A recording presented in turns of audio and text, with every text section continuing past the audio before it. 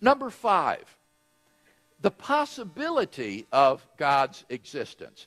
Now, I've rarely shared this argument in a public lecture before, not because I think it's unsound, but because it's so abstract that students are apt to think that it's either a trick or else that they just don't understand it. But tonight I'm going to go out on a limb and share it with you.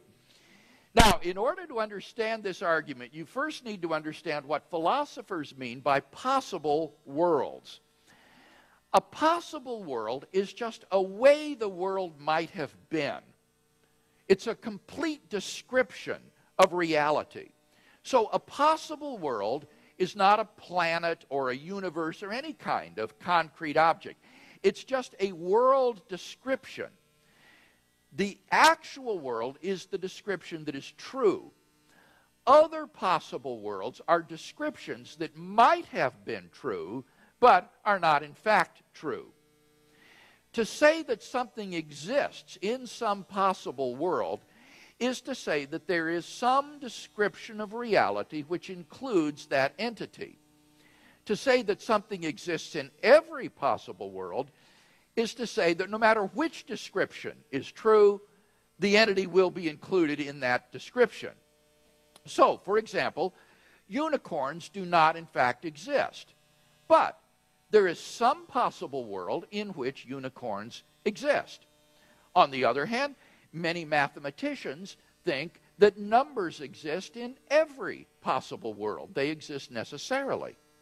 Now, with that background in mind, consider the ontological argument, which was discovered in 1011 by the monk Anselm of Canterbury. God, says Anselm, is by definition the greatest being conceivable. If you could conceive of anything greater than God, then that would be God. So, by definition, God is the greatest conceivable being, a maximally great being.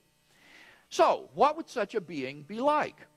Well, he would be all-powerful, all-knowing, all-good, and he would exist in every logically possible world. A being which lacked any of those properties would not be maximally great. We could conceive of something even greater. But what that implies is that if God's existence is even possible, then it follows that God must exist. For if a maximally great being exists in any possible world, it exists in all of them. That's part of what it means to be maximally great, to be all-powerful, all-knowing, and all-good in every logically possible world. So, if God's existence is even possible, he exists in every logically possible world, and therefore in the actual world. Now, we can summarize this argument as follows. Number 1, it's possible that a maximally great being, aka God, exists. 2, if it's possible that a maximally great being exists, then a maximally great being exists in some possible world. 3, if a maximally great being exists in some possible world, then it exists in every possible world. 4, if a maximally great being exists in every possible world, then it exists in the actual world. 5, therefore, a maximally great being exists in the actual world. 6, therefore, a maximally great being exists. 7, therefore, God exists.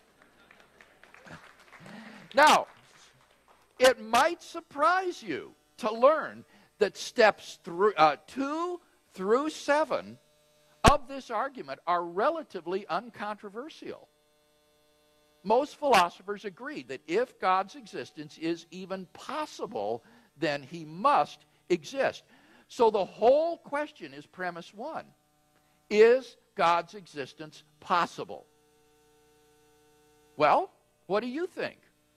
The atheist has to maintain that it's impossible that God exists.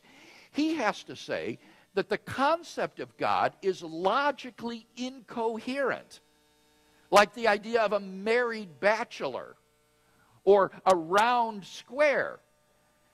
But the problem is that the concept of God just doesn't appear to be incoherent in that way. The idea of a being which is all-powerful, all-knowing, and all good in every logically possible world seems perfectly coherent. Moreover, as we've seen, there are other arguments for God's existence which at least suggest that it's logically possible that God exists.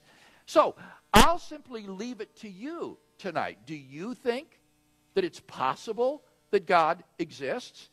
If you do, then it follows logically that God does exist.